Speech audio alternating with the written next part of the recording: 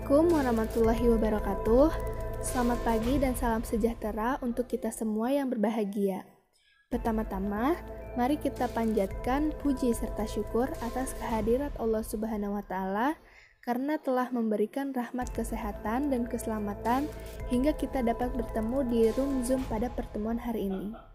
Perkenalkan, nama saya Dea Fitrani Kaulhak, selaku host pada pertemuan hari ini, ingin mengucapkan terima kasih kepada Bapak Ridho Wibowo, selaku guru biologi kita. Terima kasih Bapak Ridho Wibowo yang sudah menyelenggarakan acara debat hari ini dalam rangka pembelajaran teori evolusi dalam wadah yang baru dan lebih kreatif. Juga kepada seluruh peserta yang telah berpartisipasi dengan hadir di dalam room tepat waktu.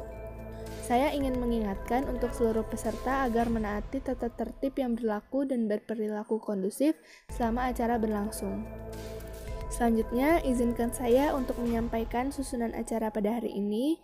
Yang pertama itu pembukaan, yang kedua sesi 1 panelis dan anggota kelompok atau sesi tanya jawab untuk kelompok A, yang ketiga sesi 2 panelis dan kelompok, yaitu sesi tanya jawab untuk kelompok B, yang keempat, sesi 3 panelis dan anggota kelompok atau sesi tanya jawab untuk kelompok C.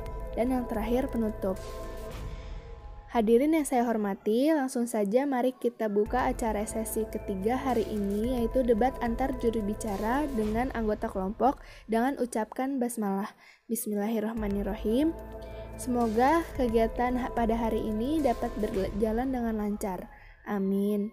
Acara selanjutnya yaitu debat antar juru bicara dengan anggota kelompok akan saya serahkan kepada moderator pertama yaitu Nabila Tiara. Terima kasih. Untuk Nabila Tiara dipersilahkan. Terima kasih kepada MC kita hari ini, Dea Fitrani Kaulhak. Assalamualaikum warahmatullahi wabarakatuh. Yang saya hormati Bapak Ridho Wibowo selaku guru mata pelajaran biologi. Perkenalkan, nama saya Nabila Tiara Rahmadewi yang akan bertugas sebagai moderator 1 dan rekan saya Syedka Syifina sebagai moderator 2. Pada pertemuan hari ini saya akan membimbing jalannya acara debat teori evolusi. Adapun kelompok yang berpartisipasi yaitu kelompok A Weismann, kelompok B Lamarck, dan kelompok C Darwin. Pada kelompok C, apakah masih memberikan sanggahan kembali? Masih. Ini kan kalau misalkan jerapah itu kan mengalami adaptasi pada leher itu karena dia itu memakan tumbuhan yang tinggi kan ya. Nah, berarti sebelum dia berevolusi menjadi leher panjang itu jerapah itu memakan apa? Kan kemarin soalnya udah disinggung dia tuh berevolusi memakan dedaunan yang tinggi karena dia tidak bisa memakan rumput-rumputan liar seperti binatang lainnya. Jadi pertanyaan ini semakin menegaskan bahwa memang teori Lamarck terbukti valid pada saat itu. Jadi teori Lamarck ini kan menjelaskan tentang bagaimana makhluk hidup dan lingkungan saling berkaitan erat. Jadi pada teori Lamarck ini mengenai jerapah berarti memang terbukti bahwa jerapah itu hidup pada vegetasi tumbuhan yang mempunyai rindangan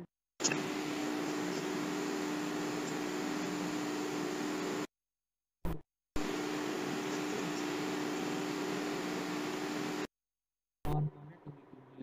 Jadi dengan makanannya.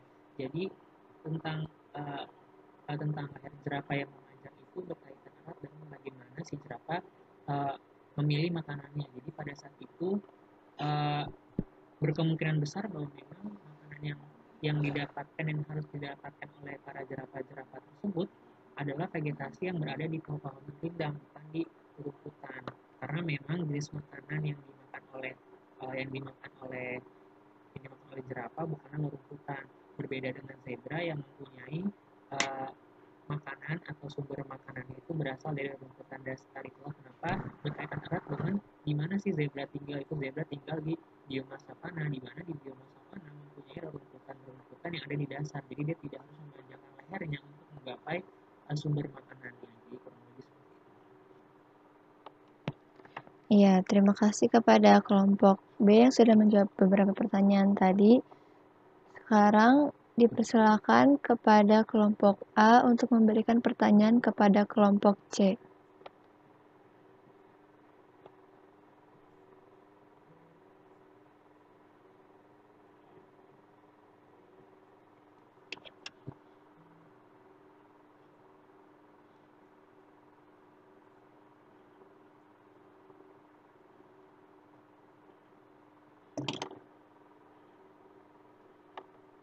Kelompok A dipersilakan untuk memberikan pertanyaan kepada kelompok C.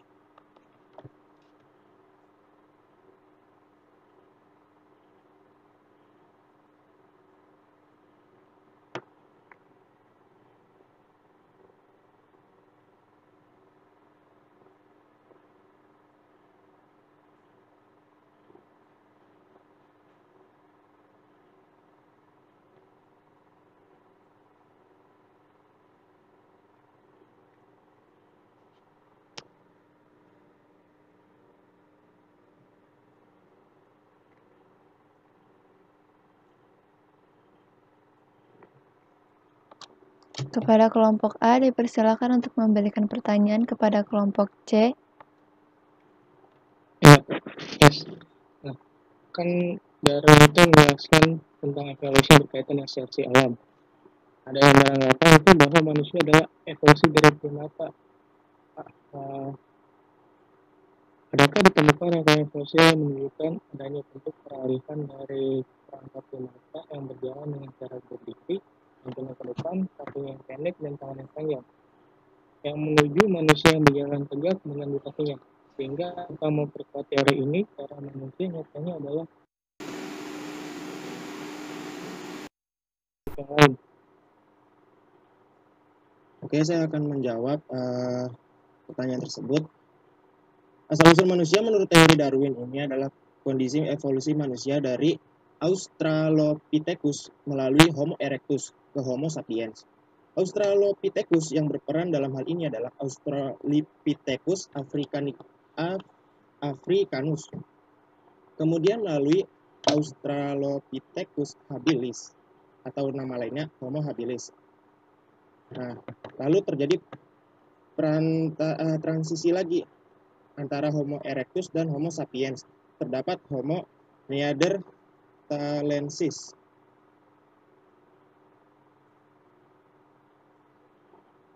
Terlihat jelas juga perbedaannya bahwa rongga otak manusia purba lebih kecil daripada Homo sapiens. Tulang kening manusia purba menonjol ke depan. Tulang rahang bawah lurus ke belakang sehingga tak berdagu. Tulang rahang manusia purba lebih kuat dan besar. Dan manusia purba tidak bertempat tinggal tetap, tetapi selalu berpindah-pindah. Kurang lebihnya begitu. Kepada kelompok A dipersilakan untuk memberikan sanggahan kepada kelompok C.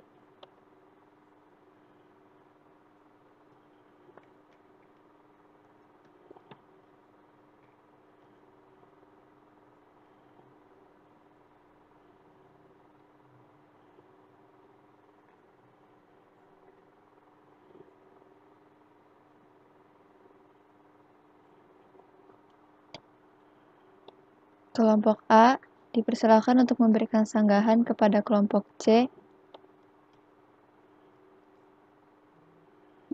Kalau itu, apa hubungannya dengan seleksi alam yang teori Darwin jelaskan?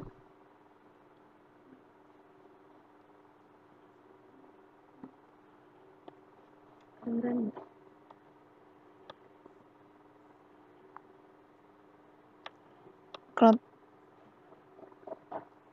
Suaranya kedengeran nggak? Kedengeran kok. Kedengaran. Oke. Maaf, tadi saya ada gangguan sinyal. Bisa diulangi? Enggak. Kalau itu, apa hubungannya dengan seleksi alam yang teori Darwin jelaskan?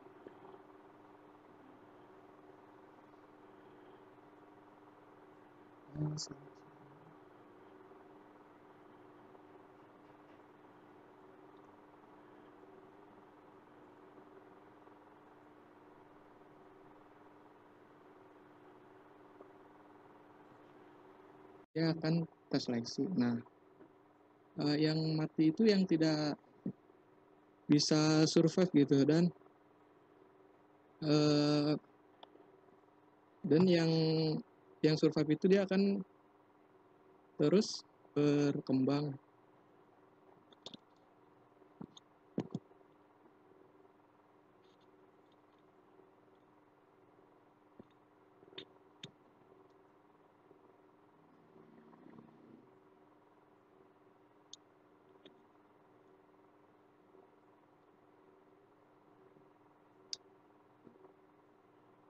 Boleh dulu.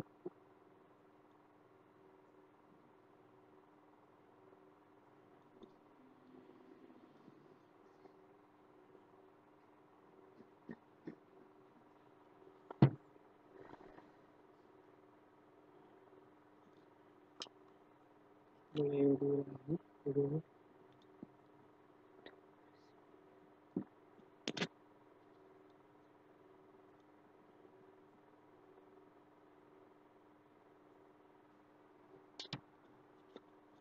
Iya, jadi kan tadi pertanyaannya yang ya, fosil-fosil itu menentukan ada perkembangan atau enggak dari seleksi alam itu. Nah, jadi kan dari seleksi alam itu yang kuat akan bertahan dan yang lemah akan mati gitu. Terus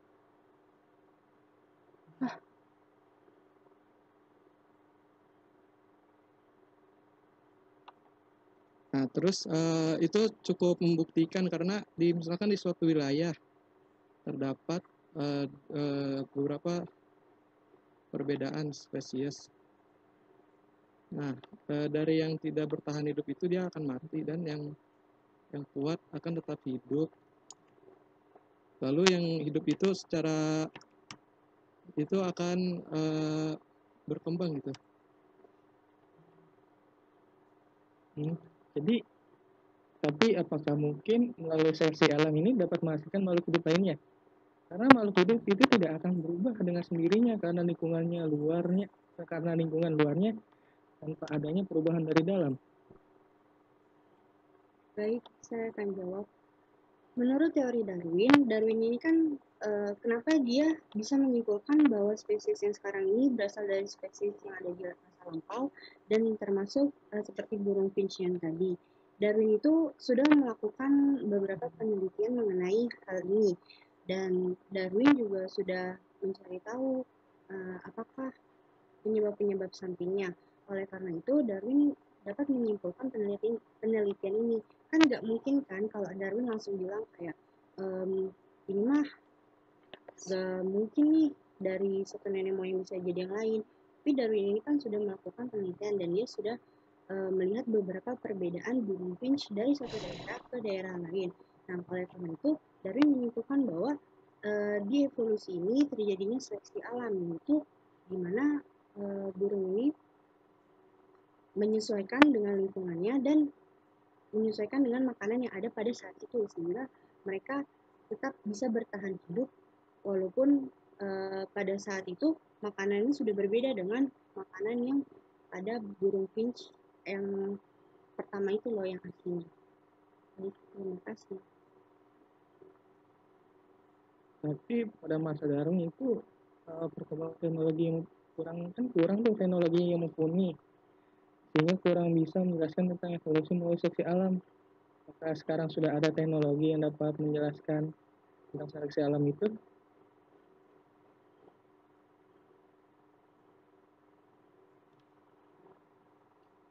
Baik, mungkin kalau untuk teknologi saya kurang tahu, tapi kalau untuk dari beberapa hewan yang mungkin yang mengalami evolusi seperti burung finch, terus adanya evolusi paus dari asal paus itu membuktikan bahwa evolusi itu terjadi karena adanya seleksi alam, di mana yang survive atau dia dapat lebih kuat dia akan bertahan hidup. Terima kasih.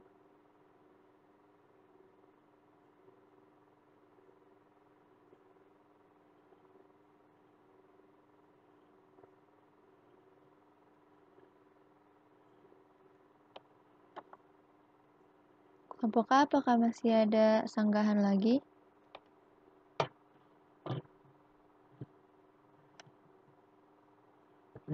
Berarti gagasan ini kurang valid ya dalam segi genetika maupun biokimia. Oke, saya akan jawab. Kalau di teori Darwin ini, kita memfokuskan atau membahas mengenai evolusi itu terjadi karena adanya seleksi alam dan perubahan lingkungan. Kalau lebih ke genetika, kita akan kembali ke teorinya Weismann, di mana mereka itu membahas mengenai mutasi dan genetika yang terjadi pada saat evolusi. Jadi kalau misalnya pertanyaan ini ditanyakan ke kelompok Darwin, menurut saya itu agak kurang tepat karena dari segi luarnya saja Darwin kan sudah mempublikasikan bahwa evolusi kan terjadi karena adanya seleksi alam dan perubahan lingkungan. Jadi Darwin itu tidak membahas mengenai adanya faktor gen serta mutasi-mutasi yang terjadi pada makhluk hidup. Terima kasih. Baik, terima kasih atas jawabannya kelompok C. Lalu sekarang dipersilakan untuk kelompok B memberikan pertanyaan kepada kelompok C. Berarti Anda tidak yakin tentang teori dari Darwin jika mendukung Weismann? Baik, jadi saya ingin menegaskan bahwa kalau Darwin ini, saya percaya dengan teori Darwin bahwa makhluk hidup itu berasal dari satu nenek moyang yang berubah jadi kayak beberapa spesies-spesies yang baru karena terjadinya evolusi. Nah, kalau Darwin ini kan dia tidak membahas gen yang di dalam tubuh makhluk hidup itu seperti teori Weismann. Kalau Weismann itu kan dia di mana ada tikus lalu dipotong buntutnya dan akan menghasilkan keturunan yang memiliki ekor yang sama. Sedangkan di Darwin ini kan kita membahas mengenai seleksi alam dan perubahan lingkungan. Nah, di mana seperti yang contohnya burung finch tadi, pada saat itu nenek moyangnya dengan burung finch yang ada itu memiliki perbedaan di paruh, di mana mereka itu menyesuaikan dengan lingkungannya untuk mencari makanan, sehingga mereka tidak terseleksi dan dapat bertahan hidup. Terima kasih. Untuk kelompok A waktu telah habis ya. Sekarang untuk kelompok B dipersilakan untuk memberikan pertanyaan kepada kelompok C. Baik. Pada teori Darwin ini kan menyatakan bahwa semua makhluk hidup di muka bumi memiliki keturunan yang sama. Bisa dijelaskan tidak bagaimana nenek moyang pertama dari semua makhluk ini tercipta? Lalu bukti apa yang bisa bertahan sampai saat ini?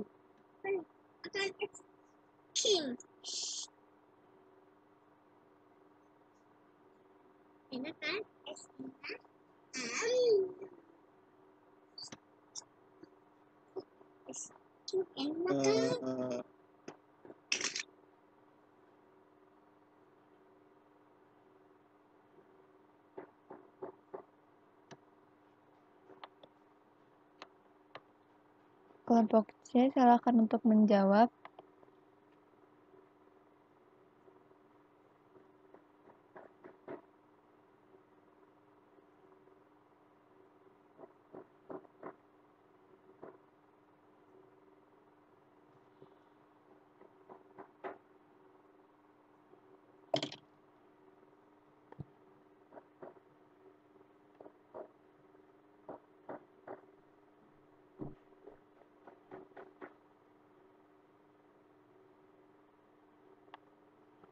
Kelompok C dipersilakan untuk menjawab pertanyaan dari kelompok B.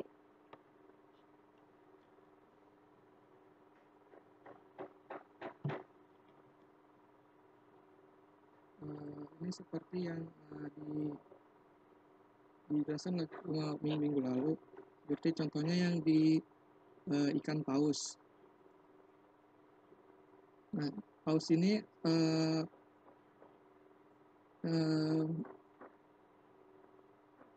nenek moyang paus itu yang terada si onyx, yaitu binatang yang mirip hena lebih dari 60 tahun.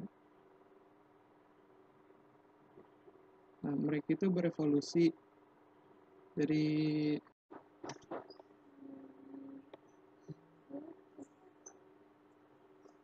Untuk kelompok B, apakah ada sanggahan kembali atau tidak? Berarti ada. Iya, silahkan. Ya, berarti teori Darwin yang mengatakan semua dari satu nenek moyang itu nggak valid dong. Berarti nenek moyang tiap makhluk hidup berbeda-beda. Berarti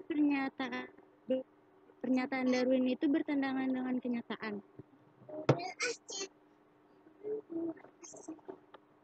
Dipersilakan untuk kelompok C untuk menjawab. Maksud dari satu nenek moyang yang sama itu maksudnya misalkan jenis burung dia itu mempunyai satu nenek moyang sama, lalu manusia mempunyai satu nenek moyang, bukan seperti perbedaan jenis. Misalkan dulu ada manusia berkulit hitam terus ada yang berkulit putih, tidak. Jadi mereka tuh jadi ada satu nenek moyang manusia yang berevolusi gitu.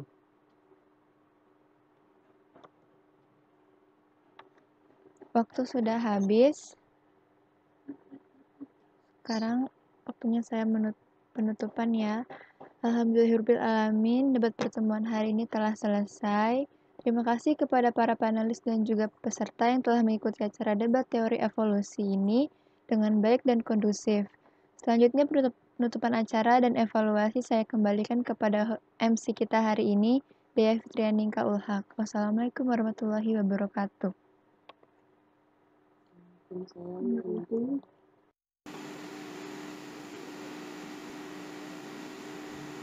Baik, hadirin yang saya hormati, acara demi acara telah kita lewati. Marilah kita tutup acara ini dengan mengucapkan hamdalah, alhamdulillahirrabbilalamin. Terima kasih kepada para peserta yang sudah hadir dan berpartisipasi dalam acara debat pada hari ini. Terima kasih juga telah mengikuti acara dengan kondusif dan datang tepat waktu. Juga terima kasih telah menaati tertib-tertib yang berlaku. Oke, jadi untuk kesimpulan pada hari ini, masing-masing teori memiliki kelemahan dan kelebihannya. Tiap teori pasti ada hal yang tidak bisa dijelaskan sesuai dengan teknologi pada saat itu. Oke, saya selaku MC dan seluruh panitia penyelenggara, mohon maaf apabila ada sikap dan tutur kata yang kurang berkenan di hati hadirin sekalian. Kurang lebihnya mohon maaf. Wassalamualaikum warahmatullahi wabarakatuh.